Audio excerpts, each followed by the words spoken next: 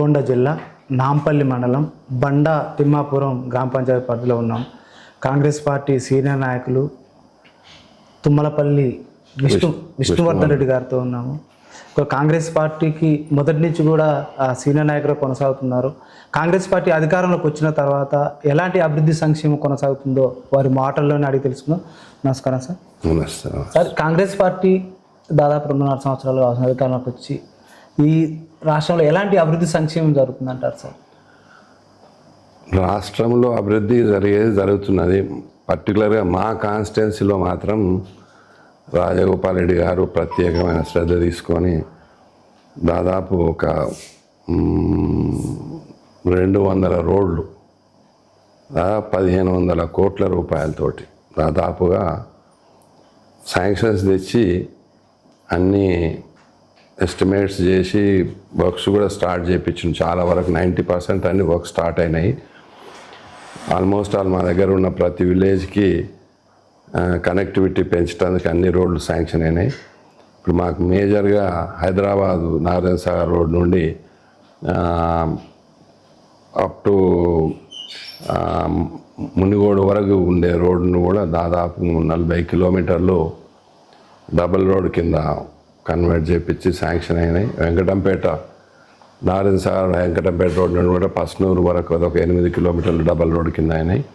ఇంకొకటి ఏంటంటే మునుగోడు ప్రత్యేకత ఏంటంటే రాజగోపాల్ రెడ్డి గారి ప్రత్యేకత, ప్రతి ఊరికి సింగిల్ రోడ్డు బదులు మినిమం 18 ఫీట్ల రోడ్డు అనే ఉద్దేశంతో మొత్తం ఎస్టిమేట్లన్నీ మార్పిచ్చి మళ్ళీ 18 ఫీట్స్ రోడ్డు, అది కూడా ఇప్పుడు మామూలుగా వేరే దగ్గర వేసినట్టు సిస్టమ్ కాక DBM సిస్టమ్ అని డబల్, అది కరెక్ట్ టెక్నికల్గా నేను తెలుసు కానీ అది థిక్నెస్ దాదాపు 2 కోర్స్ వస్తుంది, 80 mm వరకు వస్తుంది. సో అది స్పెషల్గా పాడు కాకుండా ఇమీడియట్గా పాడు కాకుండా ఇవన్నీ జాగ్రత్త తీసుకొని ప్రతి గ్రామానికి ప్రతి పల్లెకు 18 ఫీట్ల రోడ్లు.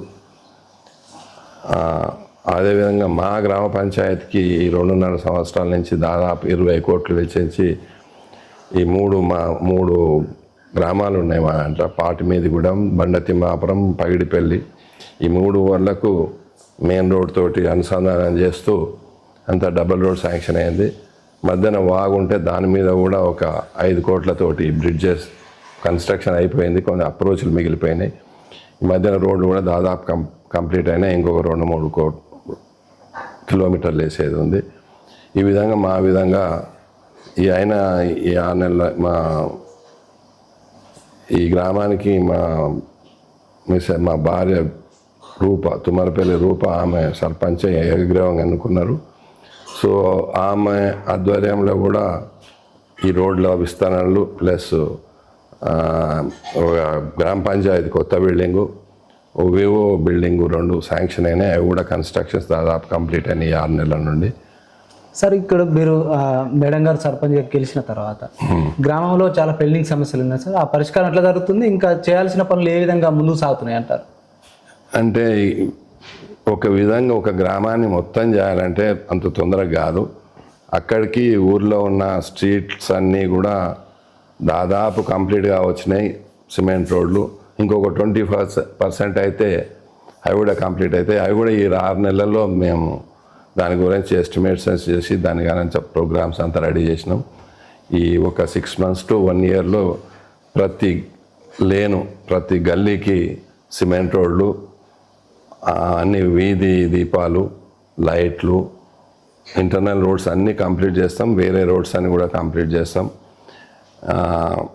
కావాల్సిన గవర్నమెంట్ బిల్డింగ్స్ అన్నీ కూడా కంప్లీట్ చేయించి 1 year లోపల మొత్తం కంప్లీట్ చేయాలని మేము భావిస్తున్నాం. సార్, మీరు గతంలో సహకార సొసైటీ FSCS సొసైటీ చైర్మన్గా, యునానిమస్ చైర్మన్గా మీరు సేవలు అందించారు ఎన్నో దఫాలుగా.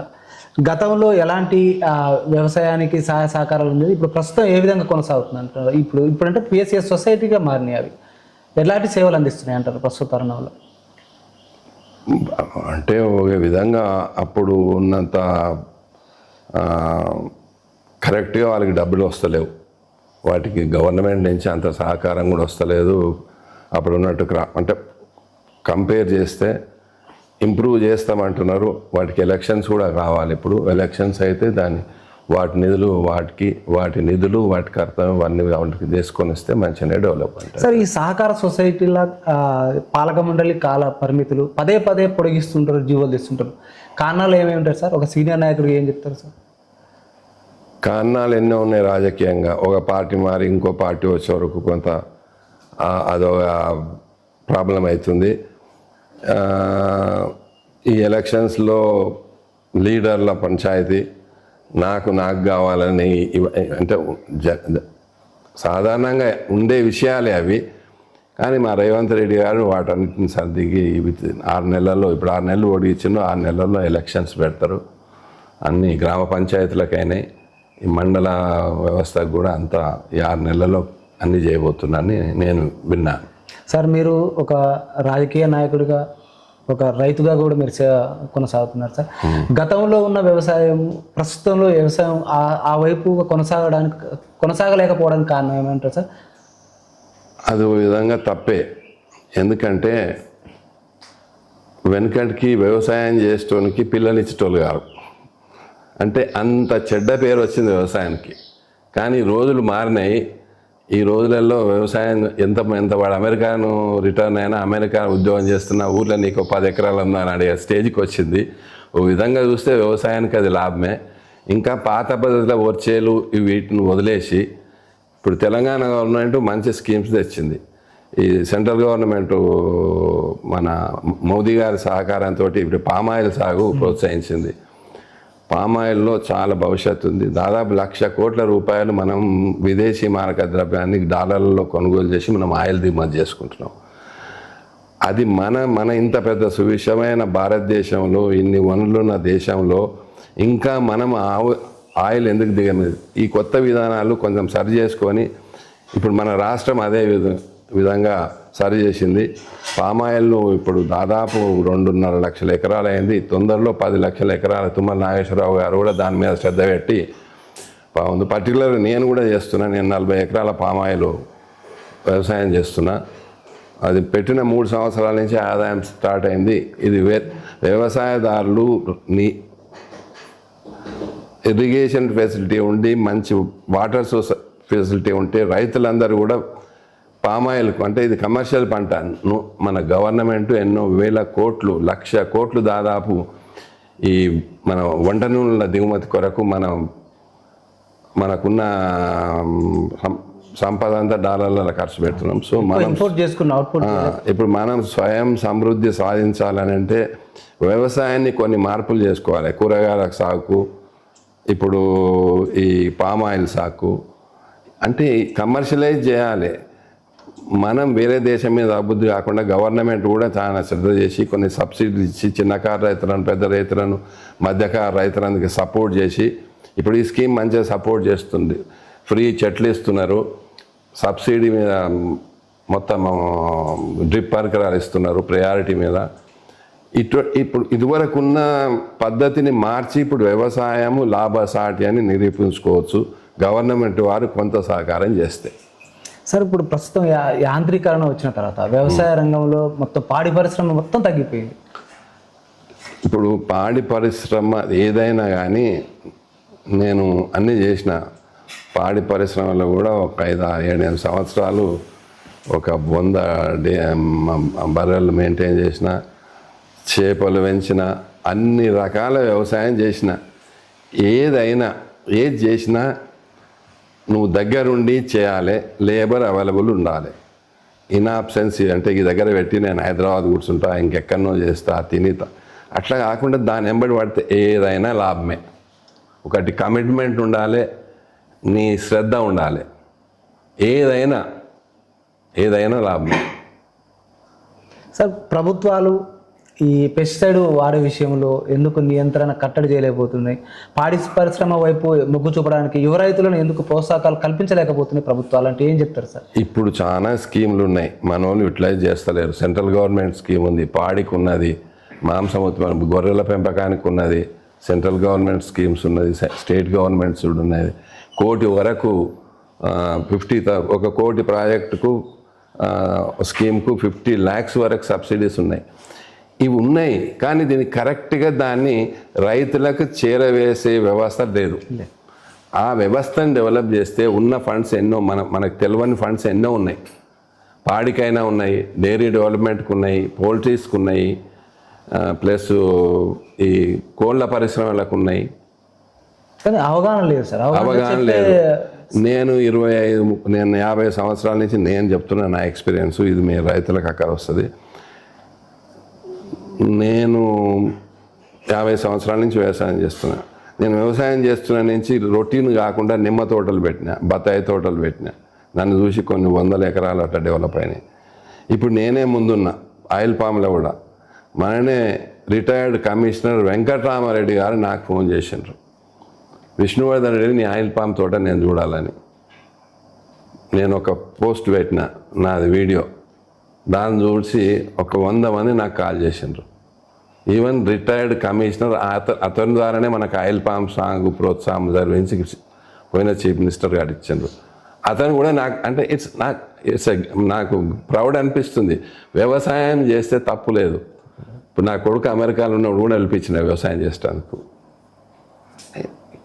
కమిట్మెంట్ లేదండి. ఉన్నాయి, దారులు ఉన్నాయి. మన యూత్కు ఎప్పటికీ ఉద్యోగం, ప్రభుత్వ ఉద్యోగం, లేకపోతే అమెరికా ఓడు. అంటే వీటికి మార్కెటింగ్ సౌకర్యం కూడా కల్పించాలి కదా. ఉన్నది, అన్నిటికి ఉన్నాయి మార్కెటింగ్ సౌకర్యం, అన్నిటికి ఉన్నాయి. కొన్ని ప్రాబ్లమ్స్ ఉన్నాయి. గవర్నమెంట్ కూడా దాన్ని కొంచెం రెక్టిఫై చేసుకోవాలి. కొంచెం రైతులకు గిట్టుబాటు ధర కల్పించాలి. ఇవన్నీ సరి చేసుకుంటే మంచి బ్రైట్ ఫ్యూచరే ఉంటుంది వ్యవసాయానికి కూడా. సార్, ఈ మునుగోడు నియోజకవర్గం ఫ్లోరైడ్ ప్రాంతం సార్. ఇది ఇక్కడ వాటర్ సౌకర్యం కూడా అంతంత మాత్రమే, డ్రాట్ ఏరియా. ఇప్పుడు రాజగోపాల్ రెడ్డి సార్ గారు పెండింగ్ ప్రాజెక్టులపై ఎలాంటి దృష్టి పెట్టిండ్రు? భవిష్యత్తులో ఈ మునుగోడు నియోజకవర్గం నీటిపారుదల రంగంలో ముందుకు పోయే అవకాశం ఉందంటారా? ఈ పెండింగ్ ప్రాజెక్టులు అనేది డబ్బులతో ముడిపడి ఉంది. గవర్నమెంట్ దగ్గర డబ్బులు ఉంటే ఈ ప్రాజెక్టులన్నీ అవుతాయి. డబ్బులు లేనిది ప్రాజెక్టులు, లక్షల కోట్ల ప్రాజెక్టులు కావు. కమిట్మెంట్ ఉండి, అంటే నా ఉద్దేశం అది ఎంతవరకు అవుతుందో, ఈ ఫ్రీ కాంప్లిమెంటరీస్ అన్ని బంధించి ఒక 4 సంవత్సరాలు డెవలప్మెంట్ యాక్టివిటీస్ పెడితే అన్ని ఇరిగేషన్ ప్రాజెక్ట్స్ కంప్లీట్ అవుతాయి. గవర్నమెంట్కు మంచి పేరు వస్తుంది, రైతులకు కూడా ఆదాయం పెరుగుతుంది. ఇది నా అభిప్రాయం. సరే, అటువైపు మరి ఎందుకు కట్ చేస్తే కట్ చేయలేకపోతే సరే, మరి అటువైపు ఎందుకు ప్రభుత్వాలు ఆలోచన చేయలేకపోతున్నాయి? ప్రభుత్వాలు ఎందుకు ఆలోచన చేయలేకపోతున్నాయంటే, ప్రభుత్వాలకు నేను నెక్స్ట్ టైం వస్తానో రానో, ఇప్పుడున్న 5 ఏళ్లలోనే నేను ఐ హ్యావ్ టు ప్రూవ్. దాని కొరకు ఈ ఫ్రీసు, ఈ సబ్సిడీసు, ఈ అన్ని డబ్బులు వంచే కార్యక్రమం చేస్తుంది.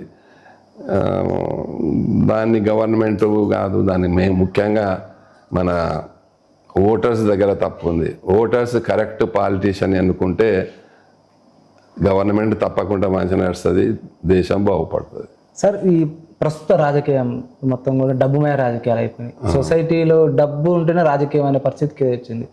ఒక మేధావులకు కావచ్చు, చదువుకున్న వ్యక్తులకు కావచ్చు. ఒకసారి కట్ చేయ బాబు. ఓటర్ ఎప్పుడైతే డబ్బులు తీసుకోకుండా ఓటేస్తాడో, ఓటర్ ఎవరినైతే కరెక్ట్ ఎన్నుకుంటాడో, రాజకీయాలన్నీ సరిగ్గా అవుతాయి. ఇదంతా ఓటర్ రాజకీయ నాయకులు తప్పు కాదు, ప్రజల తప్పు. ప్రజలు ఎత్తడి వరకైతే డబ్బులు ఎవడెక్కిస్తే వానికి ఓటేస్తామంటారో, ఈ రాజకీయం ఇట్లనే ఉంటుంది. అంటే మారాల్సింది దాని చైన్ ఓటరే. దాని చైన్, దీని సిస్టమ్ ఏంటంటే, ఓటరు మారి డబ్బులు లేకుండా నీకు ఎవడు పని చేస్తాడో వానికి ఓటేస్తే అంత రాజకీయం మారిపోతుంది. సార్, ఇప్పుడు మీ రాజకీయ అనుభవంలో కావచ్చు, ఒక సీనియర్ నాయకుడు కొనసాగుతున్నారు. ఉచిత పథకాలపై మీ అభిప్రాయం ఏంటి సార్? ఉచిత పథకాలు ఏవైనా అర్హులకు, నిజంగా అవసరం ఉన్న వాళ్ళకు ఇస్తే తప్పు లేదు. కానీ ఓట్ల కోసం ఇస్తే తప్పే. అనవసరంగా పనికిరానివన్నీ డబ్బు ఓట్ల కొరకు ఈ విధంగా చేసే మనం ఉన్న రాష్ట్ర సంపద అంతా ఉచితాలకు పోతుంది. అఫోర్డ్ చేయగలిగే ఇప్పుడు ఇంటికి ఉచిత కరెంటు అవసరం లేదు. వాడు 100-150 రూపాయలు వాడు కట్టుకోగలుగుతాడు. కానీ గవర్నమెంట్కి మాత్రం కొన్ని 5-10 కోట్లు పడుతుంది భారం. ఈ 10,000 కోట్లతోటి సంవత్సరానికి ఒక ప్రాజెక్టే కంప్లీట్ కావచ్చు. సార్ యువత ఉపాధి కోసం కావచ్చు, యువతలో నైపుణ్యత పెంచే విషయంలో కావచ్చు, ఎమ్మెల్యే గారి సహకారం ఏమి ఉందంటారు? ఎమ్మెల్యే గారు ఆయనకు తగ్గట్టు అంటే ఆయన ఆలోచన పరిధి వరకు ఆయన లిమిట్లో ఆయన అన్నీ చేస్తూనే ఉన్నాడు. ఇక ఇదేంటంటే ఒక ఎమ్మెల్యే గారు చేసే అంతలో అదంతా కాదు, గవర్నమెంట్ పాలసీ రావాలి, గవర్నమెంట్ నుంచి దానికి ఒక ప్రోగ్రామ్ రావాలి. ఇంకొకటి ఏంటంటే నేను యువతకు కూడా నాది అంటే నేను పెద్ద యువత కూడా ప్రతి ఒక్కడు ఉద్యోగం అనుకుంటా. వాడికున్న 5-10 ఎకరాల్లో ఉన్న రైతు అందరూ కరెక్ట్ వ్యవసాయం చేస్తే ఉద్యోగం చేసిన దానికంటే ప్రతి ఒక్కరికి ఉద్యోగం కావాలి. 10వ తరగతి నుంచి ఇంటర్మీడియట్ చదవగానే ఉద్యోగం కావాలి. గవర్నమెంట్ దగ్గర ఉద్యోగాలు ఉండవు, ఎన్నెన్ని ఉంటాయి. మొత్తం ఉద్యోగాలకు ఇస్తే గవర్నమెంట్ డెవలప్మెంట్ యాక్టివిటీస్ ఎక్కడి నుంచి ఇస్తుంది? ఎవరిని స్కిల్ వాడు డెవలప్ చేసుకోవాలి. స్కిల్ డెవలప్మెంట్, స్కిల్ లేబర్కి ఎంతో తక్కువ ఉంది. మనకు రాజస్థాన్ నుంచి వస్తున్నారు, గుజరాత్ నుంచి వస్తున్నారు. మనకున్న మొత్తం స్కిల్ లేబర్, ఒక కార్పెంటర్ కావాలన్నా, ఒక ప్లంబర్ కావాలన్నా, ఎలక్ట్రీషియన్ కావాలన్నా బీహార్ వాడో ఒరిస్సాడో వస్తున్నాడు. నాట్లేస్తుంది కూడా బీహార్ వాడు వస్తున్నాడు. మనకు అన్ని ఉచితాలు వస్తున్నాయి, వాడి నాదాని అనుకుంటాడు వానికి. ఇది మన అసలు స్కిల్ డెవలప్డ్. ఇప్పుడు మన చీఫ్ మినిస్టర్ గారు స్కిల్ యూనివర్సిటీ అని పెట్టిండ్రు, యంగ్ ఇండియా స్కిల్స్. అందులో జాయిన్ అయ్యి మంచిగా స్కిల్ డెవలప్ చేసుకొని నీ టీచర్ జాబ్ కంటే, నీ ఐటీ జాబ్ కంటే ఒక కార్పెంటరు, ఒక మెకానికు, టీవీ మెకానికు, ప్లంబరు నెలకు 70-80 వేలు. నేను కన్స్ట్రక్షన్లు ఉన్నా, నాకు తెలుసు. ఒక ప్లంబర్ 70-80 వేలు ₹1,00,000 సంపాదిస్తున్నాండి. ఒక కార్పెంటర్ సంపాదిస్తుండు. కానీ మన స్టేట్ వాడు ఒక్కర్లేరు. అంటే ఎందుకు సార్ తప్పిదం ఎక్కడ జరుగుతుంది అంటారు? తప్పిదం ఆలోచన సిస్టమ్, యూత్ ఆలోచన సిస్టమ్. గవర్నమెంట్ కూడా దానికి ప్రోత్సాహం చేయాలి. యూత్ ఆలోచన సిస్టమ్ మారాలి. యూత్ స్కిల్ డెవలప్ చేసుకోవాలి. ప్రతి ఒక్కరికి ఉద్యోగం గవర్నమెంట్ ఇవ్వజాలదు, ఏ గవర్నమెంట్ ఇవ్వజాలదు. నువ్వు నీ కాళ్ళ మీద నేను నిలబడాలి. నువ్వు 50 ఎకరాలు ఉన్నోడు, 20 ఎకరాలు ఉన్నాడు, 30 ఎకరాలు ఉన్నోడు కూడా ఉద్యమే. నువ్వు 5వ తరగతి చదివించాడు, 10వ 12th పాస్ అయినోడు, డిగ్రీ చదివినోడు ఉద్యోగమే అంటారు. ఎన్నో స్కీమ్స్ ఉన్నాయి. ఇవాళ కూడా ప్రధానమంత్రి స్కీమ్ కింద 20 లక్షల వరకు ఏ గ్రాడ్యుయేటు ఏదైనా కొత్త బిజినెస్ స్టార్ట్ చేసుకుంటేందుకైనా కానీ వితౌట్ డాక్యుమెంటేషన్, అంటే ఎలాంటి గ్యారంటీ లేకుండా గవర్నమెంట్ స్కీమ్స్ ఉన్నాయి, సెంట్రల్ గవర్నమెంట్వి. Go for that. ఇప్పుడు నా దగ్గర 2 అన్ఎంప్లాయిడ్ ఉంటే నేను వాళ్ళతోటి ఊరికోళ్ళు, నాటుకోళ్ళ ఫామ్ పెట్టించిన 6,000 నా ఫాముల్నే. వచ్చిందంటే నువ్వు తీసుకో, నాకెంత తీరా అని చెప్పిన. వాళ్ళిద్దరు దే ఆర్ హ్యాపీ. ఇద్దరు డిగ్రీ చదివిన విద్యార్థులే. సార్ అలాంటి ఆలోచన పాటించే వాళ్ళు ఉండాలి కదా సార్. పాటించే వాళ్ళంటే అది యూత్లో రావాలి. ఇంకా జూన్ కాగానే బాజార్లో తిరుగుదాం, సైకిల్ మోటార్ తిరుగుదాం అంటే సారీ కట్ చేయను. కానీ సార్ మరి ఈ యువత ఎందుకు అలా ఉజ్వల భవిష్యత్తుని ఆగం చేసుకోవడానికి కారణం ఏంది? ఇటు యువతరం రాజకీయాల వైపు కావచ్చు, స్వయం ఉపాధి వైపు మళ్ళడానికి ప్రభుత్వాల నుంచి ఎలాంటి కల్పన ఉండాలంటారు? దానికి ఒకటే కారణం అండి, యువతల కమిట్మెంట్ తగ్గిపోయింది. యువత తప్పు మనదే, అంతా గవర్నమెంట్ కూడా కాదు. నేను చెప్తున్నా కదా, ఎన్నో స్కీమ్స్ ఉన్నాయి, ఎన్నో ఉన్నాయి, కానీ వాటిని ఉపయోగించుకుంటలేం. మనం ఉన్న వాటిని ఉపయోగించుకోవాలి. ప్రతి దానికి గవర్నమెంట్ జాబ్ అని పోతున్నారు. ఎన్ని గవర్నమెంట్ జాబ్లు? 10,000 గవర్నమెంట్ జాబ్స్ వస్తాయి, కానీ మన దగ్గర 10 లక్షల మంది నిరుద్యోగులు ఉన్నారు. అది దానికి దిర్ ఇస్ నో ఎండ్. ఎక్కడెక్కడ ఎవరిది వాళ్ళు ఆలోచించుకొని వాళ్ళ దగ్గర ఆలోచనలు బట్టి వాళ్ళ దగ్గర డెవలప్మెంట్ చేసుకోవాల్సి వస్తుంది. సార్ ఫైనల్గా సార్ ఇక్కడ ఈ గ్రామ పంచాయతీ పదవిలో కావచ్చు, మీరు సీనియర్ నాయకుడిగా ఇక్కడ ఏదైతే పెండింగ్ ఉన్న పనుల్లో భవిష్యత్తులో ఈ గ్రామ పంచాయతీని ఆదర్శ గ్రామం వైపు తీర్చిదిద్దే అవకాశం ఉందంటారు? ఆదర్శ గ్రామం అని నాకు లేదు, కానీ మా గ్రామ పంచాయతీలో మాత్రం అన్ని పనులు కంప్లీట్ చేయాలని ఉన్నది. అన్ని పనులు కంప్లీట్ చేసి మా 3 హ్యామ్లెట్స్ను అన్ని విషయాలలో సమృద్ధి చేయాలని అనుకుంటున్నాను నేను. Okay, thank you sir. మరో అంశంలో మరో వీడియోలో మీ ముందుకు వస్తుంది ప్రజావేదిక నుంచి. Thank you sir. Thank you.